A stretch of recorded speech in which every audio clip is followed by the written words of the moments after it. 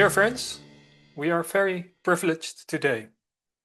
With the global internet, we can find ancient texts from all wisdom traditions worldwide with just a keystroke.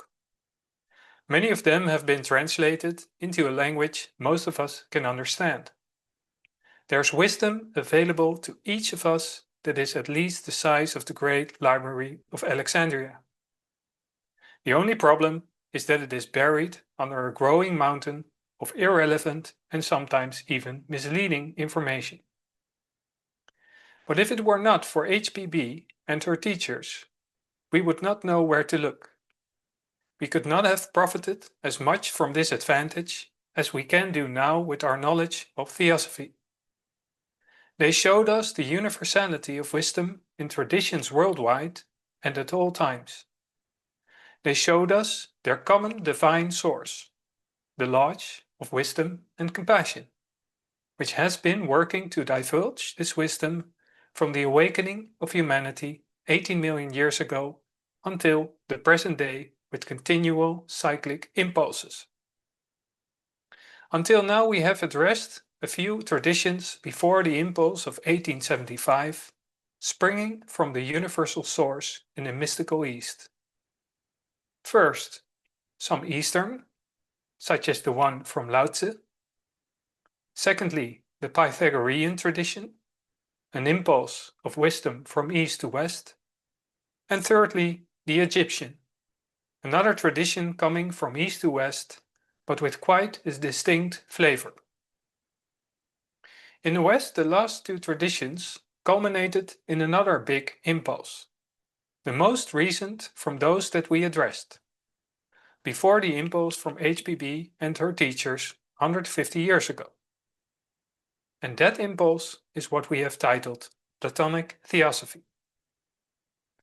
The importance of the Platonic impulse is shown directly when HPB started the Theosophical impulse in 1875. In her first book, Isis Unveiled, published in 1877, two main causes were mentioned that were leading men astray in the dark age of the 19th century.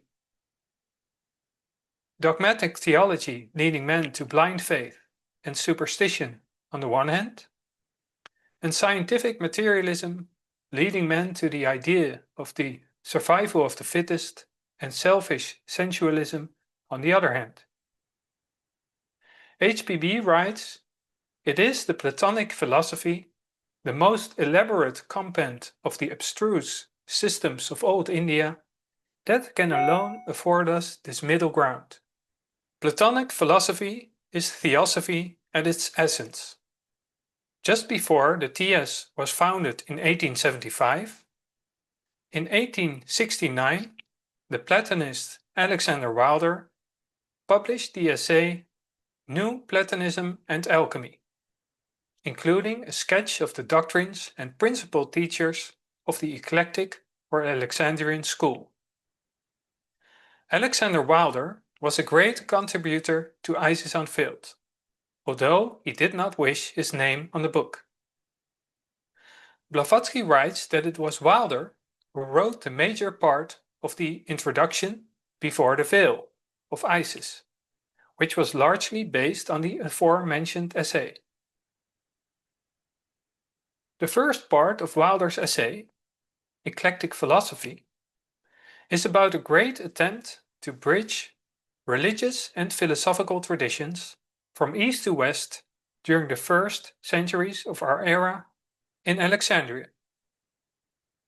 He writes about the founder of the Neoplatonic school, Ammonio Saccas. And I quote, "The first proposition set forth by Ammonius was that of a primeval system of theosophy, a system which was essentially alike at first in all countries." End of quote. So we see the universal wisdom religion of all times mentioned here under the name of Theosophy, as was first used by Ammonius. It was the aim and purpose of Ammonio Saccas, the Theodidacticos, or God instructed, to reconcile all sects and peoples under his common faith, as Wilder writes. Blavatsky writes, and I quote, "It was Ammonius who first taught that every religion was based on one and the same truth, which is the wisdom found in the books of thought, or Hermes Trismegistus, from which books Pythagoras and Plato had learned all their philosophy. And the doctrines of the former he affirmed to have been identical with the earliest teachings of the Brahmans, now embodied in the oldest Vedas." End of quote. So a clear reference to the one truth, or Theosophia. Alexandria at that time was a great metropolis. Next to the obvious presence of Egyptian philosophy, the Jews were there, the early Christians, the Copts, and also communication with sages from Bactria, now the region of Pakistan and Afghanistan, and Upper India existed. Wilder writes that Buddhistic, Vedantic, and Magian systems were expounded along with the philosophies of Greece, but also that the Platonists seem to have been the most numerous and to have held their ground the longest. Ammonius founded the Neoplatonic school of Alexandria, which later became the prototype for the Theosophical Society. It was the school of the Philaletheans, the lovers of the truth. It was a direct attempt by the Lodge of Wisdom and Compassion.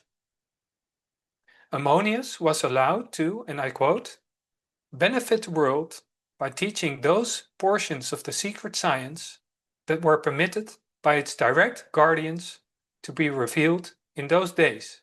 End of quote, writes Blavatsky.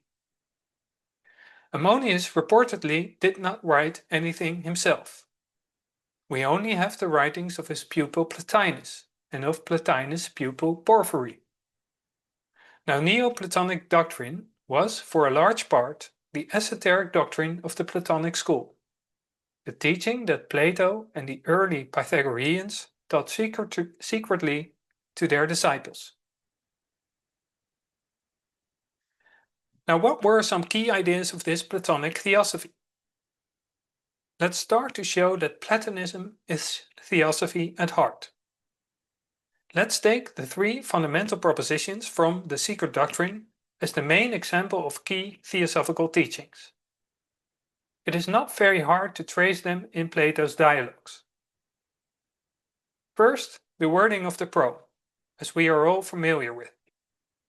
An omnipresent, eternal, boundless, and immutable principle on which all speculation is impossible, since it transcends the power of human conception and could only be dwarfed by any human expression or similitude. Unthinkable and unspeakable.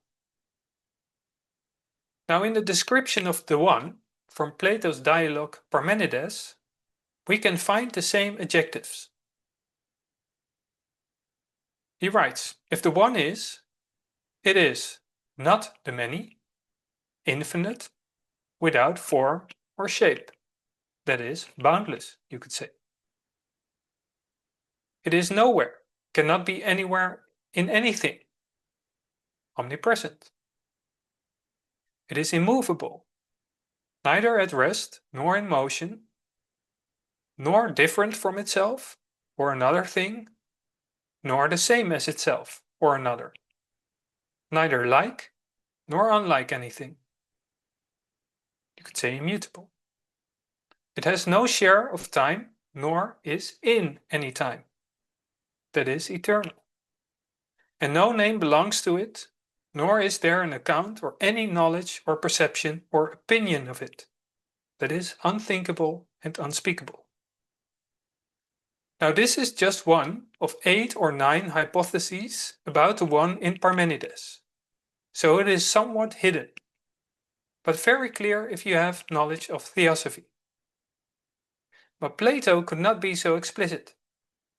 To prevent being persecuted for violating the secrecy of mystery teachings and to protect others from misunderstanding. As he himself declares in his letters, and I quote, "For you say that I have not sufficiently demonstrated to you the particulars respecting the nature of the first. I must speak to you therefore in enigmas, that in case the latter should be intercepted either by land or sea, he who reads it may not understand its contents." End of quote. Now the second proposition is about cyclicity. Now this idea can be found all over Plato's dialogues. One quote is, "Everything alive revolves in circles." He writes in Phaedo. And his famous idea that all learning equals recollection, or the teaching of re-embodiment, which is hinted at in quite a few places, are also examples. Another important teaching is the return of the soul to the One. And this is linked to the idea of the monad as a spark of eternity, as described as part of the second fundamental proposition of the secret doctrine.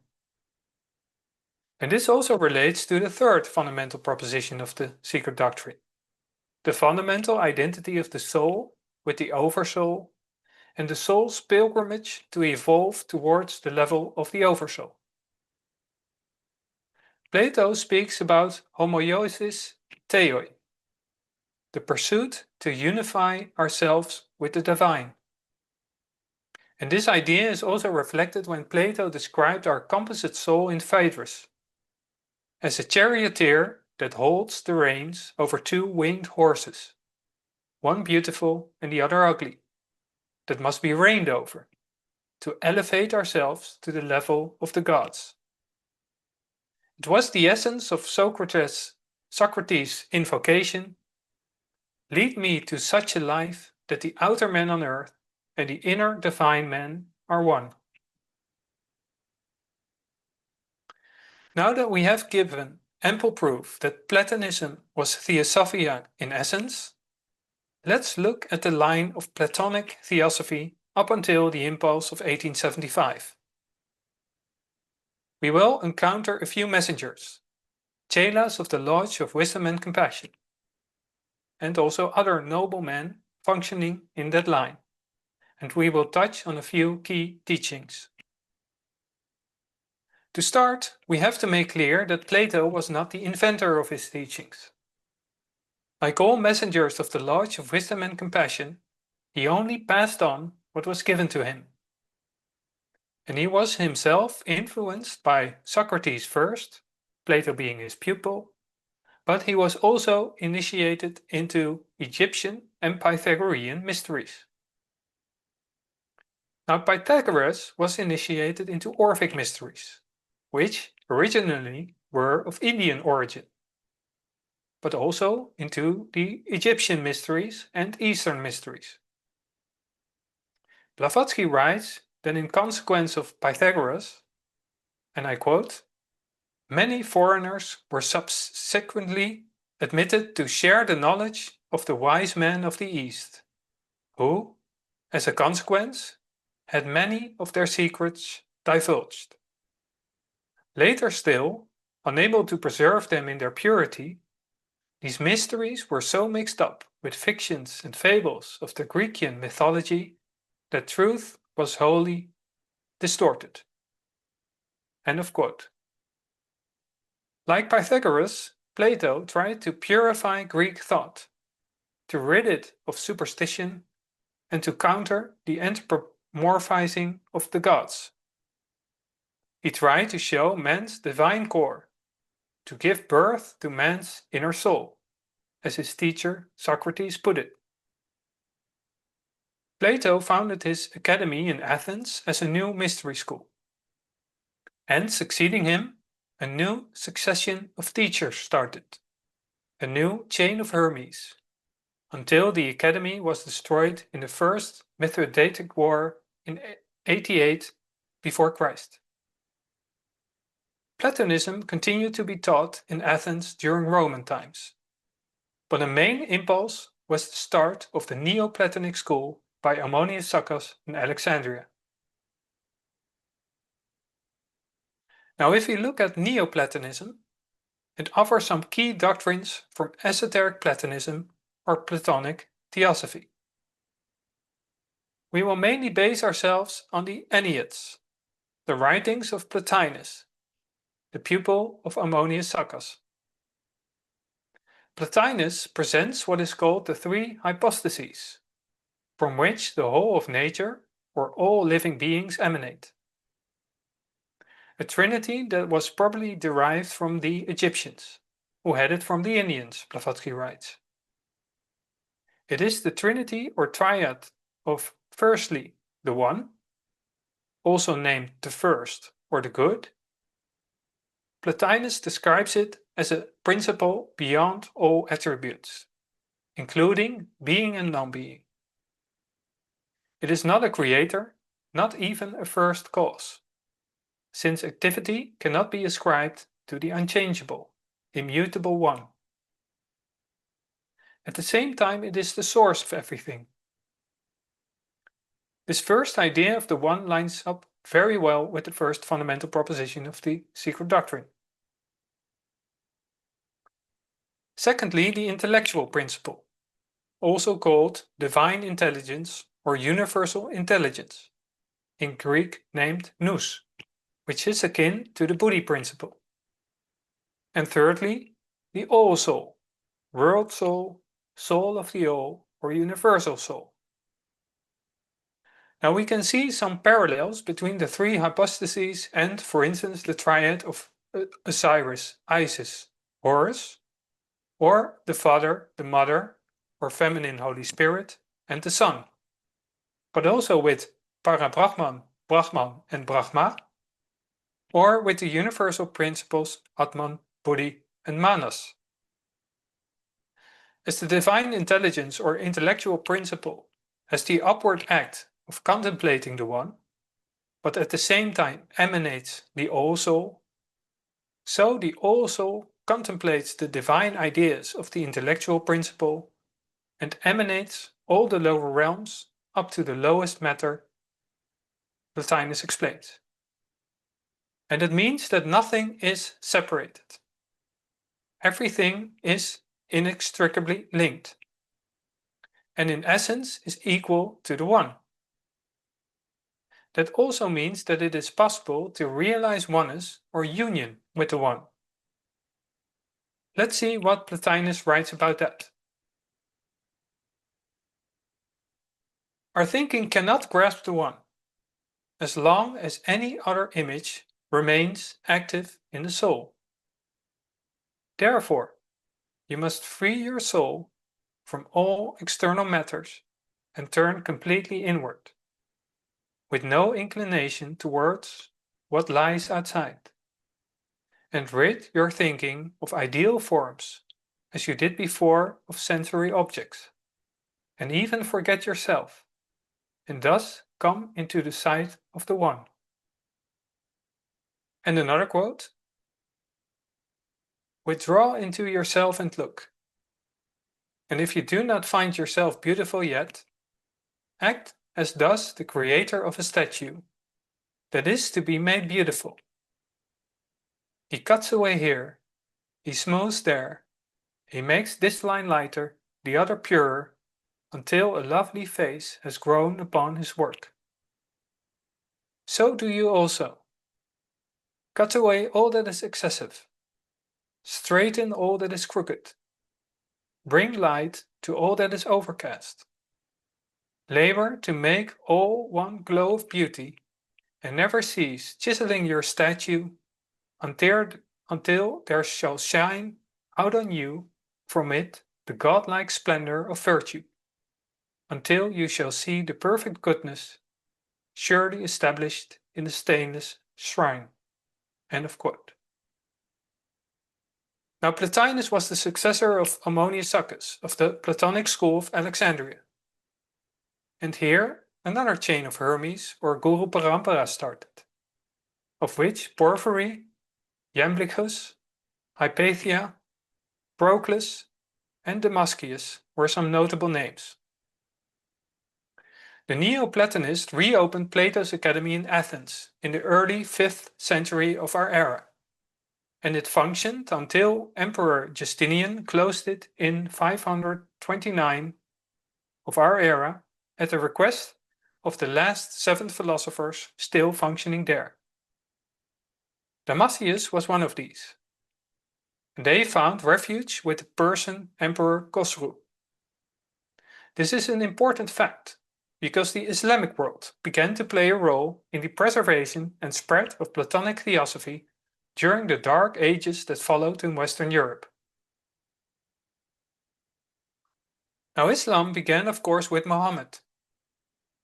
This was at the time when the Arabs were a rough, undisciplined people with little sense of ethics.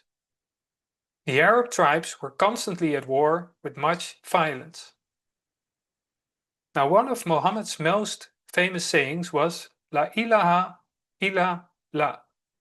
There is no God but God. And this can be interpreted as a personal God outside of us. On the other hand, it can also be seen as Muhammad's way of connecting to the mindset of that time. Allah can also be interpreted as the divine, the one, the all. The divine that is everywhere and that incorporates all. In the early days, Islam was also supported by philosophical inquiry. They asked questions such as, what about Allah or God? Can a God have characteristics if it is universal at the same time? The Islamic philosopher Avicenna came up with proof of God, but his proof related rather to the universal idea of the divine. Some of his statements that point to this are, the world is infinite, and the necessity of existence in itself. He reasoned that the origin must be something that is not contingent, that does not derive from or depend on something else. If you start talking about it, it is already contingent. It must necessarily be something that is not contingent and that therefore exists in itself. Now, this may seem like wordplay, but there is a profound understanding behind it of something that you can also recognize in the formulation of the first fundamental proposition. Everything you say about it diminishes it, limits it, while it is omnipresent, eternal, boundless, and immutable. It can only be expressed in negations. Now, Avicenna also taught the doctrine of emanation. The school of Sufism, or esoteric Islam, also clearly taught about the divine in each being. Mansur al-Hallaj, in the 10th century, was still prosecuted for saying, I am the truth, meaning he reached oneness with the divine. The later sage Rumi could repeat a similar statement in later centuries without fear of his life. He wrote, I am the same as he. In the golden age of Islam, between the 8th and 13th centuries, true religion, philosophy, and science were not separate. Many philosophers were involved in both religion and sciences, like mathematics, astronomy, and medicine. Baghdad was one of the main centers, next to Andalusian cities like Cordoba and Seville in today's Spain. At the time, the atmosphere was quite tolerant. Philosophy could even contradict the Quran. Unfortunately, this changed in later Islamic times. Although Muhammad himself says in the Quran, there is no compulsion in religion. I've already mentioned that after the closure of Plato's Academy, 7 philosophers, including Damascius, were given shelter at the court of the Persian Emperor Khosrow. This is an important fact, because it allowed the teachings of Plato and the Neoplatonists to enter the Persian and later Islamic world. And this, in turn, had a major impact in awakening Europe from the Dark Ages with the Renaissance. Now, 4 people are initially central to this great movement. First, the Byzantine Gemistos, or Gemistos Platon, as he was named. He was deeply interested in Plato and therefore also adopted the name Plato. At the age of 83, he was allowed to accompany the Byzantine emperor on a visit to Florence. And while there, he gave lectures on Platonism and Zoroastrianism, which were attended by many young Florentines. Now, one of his occasional students was Cosimo de' Medici, a banker's son from the rich and influential Medici family. He was very impressed by Platon's enthusiasm for founding a Platonic academy in Florence. In 1462, Cosimo de' Medici founded the Platonic Academy in Florence and appointed Marsilio Ficino as its head. Ficino was the Medici family doctor and an expert in ancient Greek. Cosimo ensured that all the original works in Greek by Plato and the Neoplatonists became available to Ficino. And these were preserved thanks mainly to the Islamic world. Ficino then translated these works by Plato and the Neoplatonists into Latin. We will now take a closer look at the fourth person central to the impulse of the Renaissance, Pico della Mirandola. Now, from a young age, Pico studied philosophy, but he also immersed himself in Islam and Jewish teachings. In 1484, he met Marsilio Ficino in Florence, who became his teacher. According to HPB, Pico was a chela of the lodge. He was only 24 years old when he published his famous 900 Theses. In doing so, he attempted to bring Islam, Judaism, Christianity, the teachings of Aristotle, and Platonism in line with one another. His main goal was to reconcile the contradictions between the different traditions and to bring a universal truth to light. Several theses actually anticipated the Great Reformation. The Church at that time was not very happy with his thesis, and despite Pico's defense, his theses were rejected and banned. Pico had to flee and died at the age of 31 under suspicious circumstances, probably by poisoning. As an introduction to his 900 Theses, he wrote the Oration on the Dignity of Man, which is seen as a kind of Renaissance manifesto. I would like to quote a few sentences from it. You, O Adam, meaning the archetypal man, may, by your own free will, trace for yourself the lineaments of your own nature. You may, as the free and proud shaper of your own being, fashion yourself in the form you may prefer. Remember Plotinus' advice to work on yourself like a sculptor does. It's a clear reference. It will be in your power to descend to the lower, brutish forms of life. You will be able, through your own decision, to rise again to the superior orders whose life is divine. In short, it is our choice, with our faculty of thinking and our free will, to choose to either descend into the material realms or to become divine. This is pure theosophy, if you ask me. Now, with the Renaissance and then the subsequent Reformation, a new wind began to blow through Western Europe. And this was fanned even further in the following centuries. Platonic thought influenced the Enlightenment with its focus on reason and independent search for truth.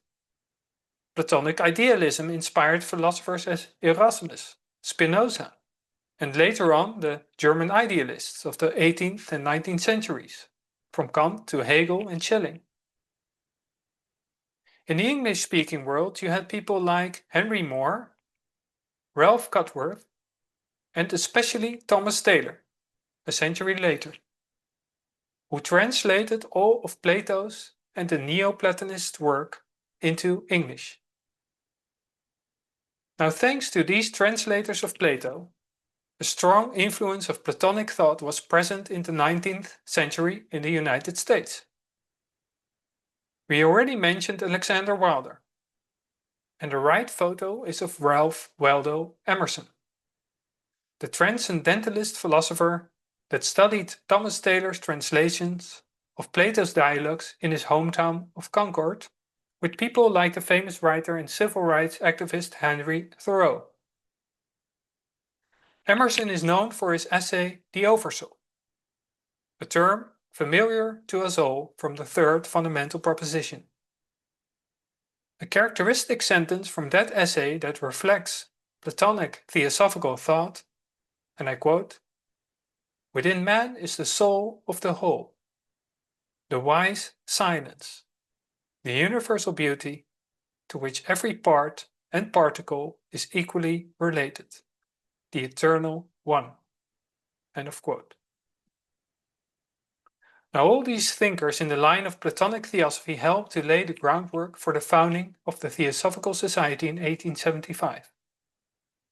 In Isis Unveiled, Blavatsky writes the following statement about the period of the first centuries of our era, when Platonic philosophy and Gnostic ideas competed in cities as Alexandria and Ephesus with old Judaic dogmas in early Christianity.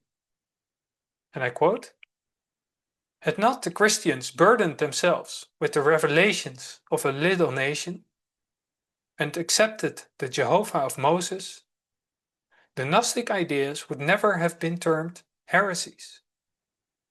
Once relieved of their dogmatic exaggerations, the world would have had a religious system based on pure Platonic philosophy, and surely something would then have been gained." End of quote. The impulses have not always been as successful as they could have been, as we will probably agree with Blavatsky. However, I hope I have shown that they have been carried on during the centuries to be followed by another again and again. It could very well be that we, as theosophists, have met before during such a formal theosophical impulse. Who knows? We have worked together in our previous incarnations in Alexandria, around the 3rd century of our era. Now again, we have to compete with superstition and materialism. It is up to us to carry on the work for the success of a major impulse from the Lodge of Wisdom and Compassion. Let's make sure that the current theosophical impulse of 150 years will stay at least for another 2000 years of this messianic cycle to become the basis for the universal religion of the future.